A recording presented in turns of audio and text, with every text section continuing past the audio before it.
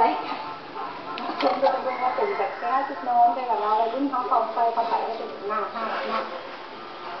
เสียเนาะอันนี้เต้นเนาะอ๋อมีหลากหลายเต้นจริงเลย